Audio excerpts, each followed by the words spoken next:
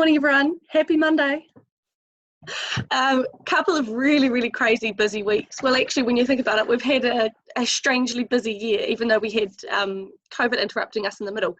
And it seems we're back to being fairly consistently busy at the moment with some big days and some big spikes in the day. So sometimes we have that time in the morning, like I do at the moment, where it's really quiet. I've had one customer, and then I know it's going to get busier during the rest of the day. So I'm doing my best to get things done in the morning before it gets busy, and we're doing the best we can at the moment with staff. It's really difficult because we don't really have enough customers consistently throughout the day to have another staff member on all the time.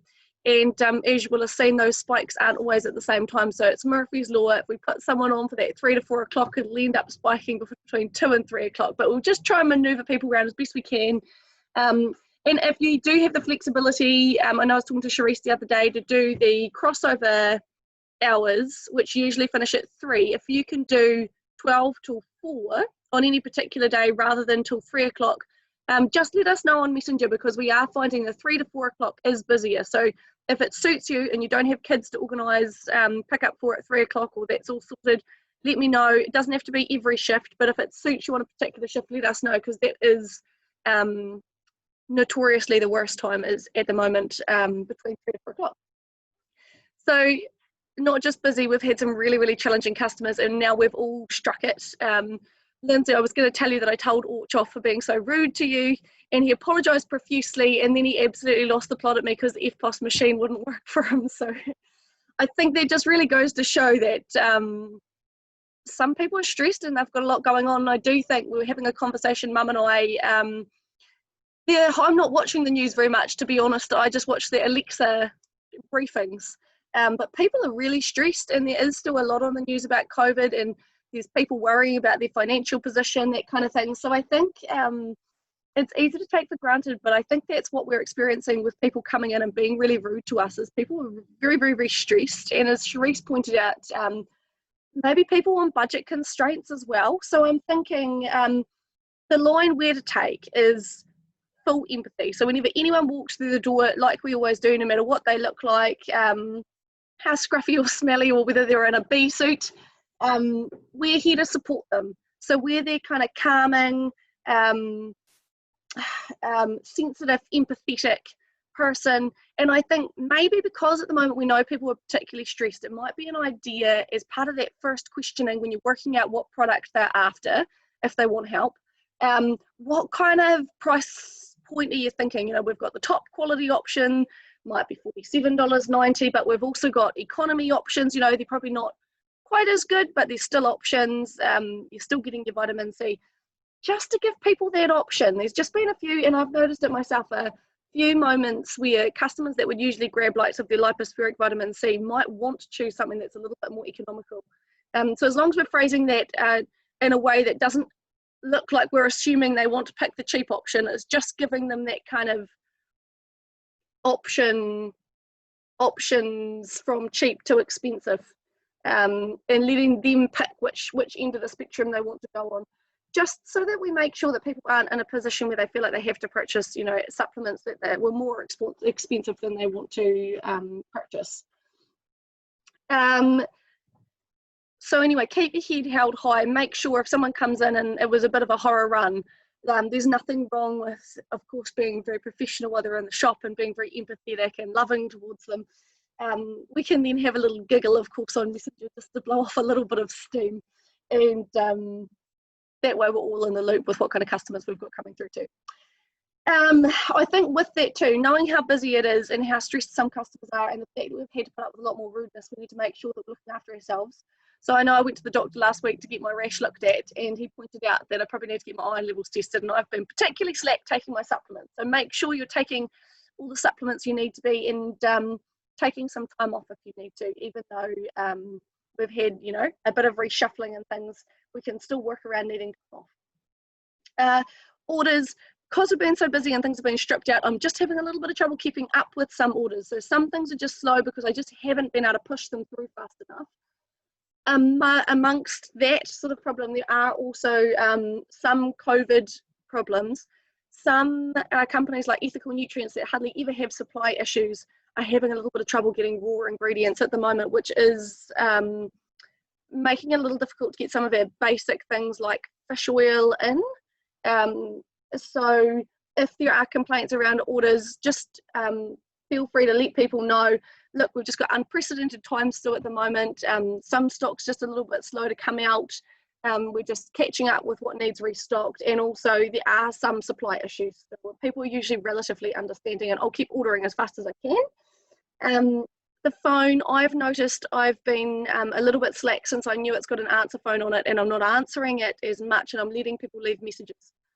But I've had a couple of messages the last couple of weeks from older ladies, and they don't like leaving messages and they want to talk to us now, so they're deferring through to my cell phone, and then I can't help them at home because I don't always have my computer in front of me to look up whether we've got something in stock. So I'm going to, and I think if everyone can, it'll be really helpful, still answer the phone when we're serving customers. I know it's hard. Just say, look, excuse me, I'm so sorry. I'm just going to grab that phone and get the details so I can give them a call back. Let them know you're going to call them back anyway and take their number. Unless it's really, really, really crazy and you just can't, in which case they'll have to survive with it going forward to message. Shopify orders, we're doing so well because we've had a big spike in the Shopify orders coming through. They look fantastic going out.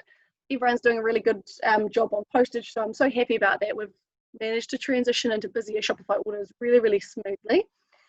And also the pricing of the product is going really well. I've got the screen open here just to show you an example. So when orders come in to price, there's two options. You can open the screen that you'll see up here that I'm sharing and scan the product that's just arrived into price in here. Oh, it's connected to the wrong computer, that's not very helpful. Yeah, anyway, you can scan it into this box here. The benefit of doing it on this screen is you won't accidentally select the wrong size product. It also means that if a barcode doesn't scan, you'll pick up on the fact that it doesn't scan straight away. And you'll be able to correct it. So you'll be able to make sure that you then go straight into the product screen and add the barcode for that product in, because you know how annoying it is if we get to the main computer scan, okay, like that. So you can't make a mistake with pricing if you do it through that screen. Just be sure when you've finished pricing on the screen just to delete and discard the sale, just so that it doesn't accidentally go through, but you'd be hard pressed to put through the pay and all that sort of thing. I doubt that's likely to happen. The only other downside with that is if someone is using the other till, sometimes that jams up, although it seems to be pretty good. So that is one option for pricing product when it comes in. You can still do it through this screen. You just have to watch, because that retail price that comes up, let me find a product that's, this one will be a good option. If you do something like Vital Greens, where there is two sizes, and you scan it through this screen, oh, demonstrating how I don't know how to do it, it's just going to bring up Vital All-in-One, and it's easy to accidentally price the bigger container at the smaller price, because if you're going quick and you're like me and you get distracted and you're in the midst of serving customers and you have a moment where you're not concentrating, you put the price on $34.90 and that might be for the wrong size container. So you really do have to watch it if you use that screen that you're concentrating. The downside, that's the downside. The positive of using that screen is it's easier to check the inventory is correct at the same time. You'll still be able to see whether the barcode doesn't work. And if you go through this way, you probably need to be going a little bit slower, have more time, maybe the shop's a little bit more quiet, so you've got time to thoroughly go through and scroll into this page and check that you're pricing the correct size container down here. And if you're doing it that way, then it's a good opportunity to be checking that the inventory is correct at the same time. And because that could be wrong, because if we've been selling it on the system and we haven't been scanning it through, it might be at like -4. And then when you receive the 6 units of stock, it'll say we've got 2 units of stock, but we've actually got 6 units of stock because it started in the negative numbers. So there's 2 ways to price when the order comes in. Just be conscious to choose the best option for you. If you're going fast, I really would recommend using the sell screen, because at least you're going to get everything priced correctly.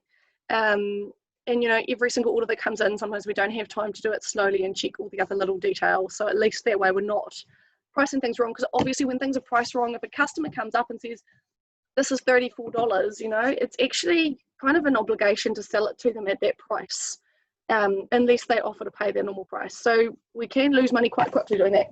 So that's just a quick way of looking at the two ways of pricing things. And that's everything I can think of at the moment. So everyone, nice work, keep it up. And if anyone comes in and they're awfully rude, just remember, we know how wonderful we are. Awesome, keep it up everyone.